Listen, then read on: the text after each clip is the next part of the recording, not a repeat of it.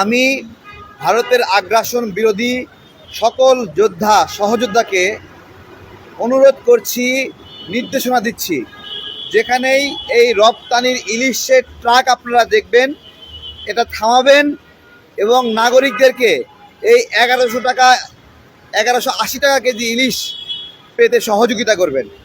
কারণ বাংলাদেশের কোথাও 1180 টাকা কেজি ইলিশ পাওয়া যাচ্ছে না।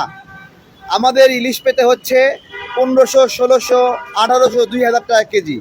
আজকে 1180 টাকা কেজিতে ইলিশ ভারত পাচ্ছে কিভাবে আমি জিজ্ঞাসা করছি।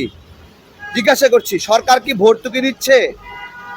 সরকার বলল যে ইলিশ রপ্তানি করে আয় করতে চাই। সরকার কি মনে করেছে ভারতের নাগরিকদের মতো বাংলাদেশের নাগরিকদের মাথাও গোবর ভর্তি যে তারা আয় করতে চায়? 1180 টাকা করে ইলিশ দিলে প্রতি কেজিতে সরকারের কত টাকা আয় হবে আমি জিজ্ঞাসা করছি। কত টাকা আয় হবে? প্রত্যেকটি বাজারে বাজারে আপনারা যান, আপনারা গিয়ে নিজেরা জিজ্ঞাসা করেন, নিজেদেরকে জিজ্ঞাসা করেন, এখানে আপনারা জানান যে 1180 টাকা কেজি ইলিশ কোথাও পাওয়া যাচ্ছে কিনা। দেখেন, এই সরকার প্রাথমিকভাবে ভারতের বিরুদ্ধে কিছু গরম গরম কথা বলে তারা সহানুভূতি নিল, জনসমর্থন নিল। নেওয়া শেষে এখন ভারতের প্রতি প্রেম দেখাচ্ছে। এই প্রেমটা কেন দেখাচ্ছে?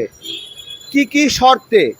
সরকার ভারতের কাছে কি পেতে চায় যার বিনিময়ে এই ইলিশটা কম দামে দিচ্ছে?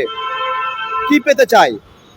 টাকা যদি পেতে যায় তো ভারতের কাছ থেকে, তাহলে বাংলাদেশের নাগরিকরা যেরকম 1580 টাকা কেজি, 1600 টাকা কেজি ইলিশ কিনে, ওই রকমভাবে ভারতও অন্তত এই দামে কিনতো। আমাদের প্রত্যাশা, যেহেতু রপ্তানি, যেমন আমি আপনাদেরকে বলি, আমরা যে আমটা 110 টাকা কেজি, 140 টাকা কেজি বিক্রি করি, রপ্তানির জন্য যে আমটা আমরা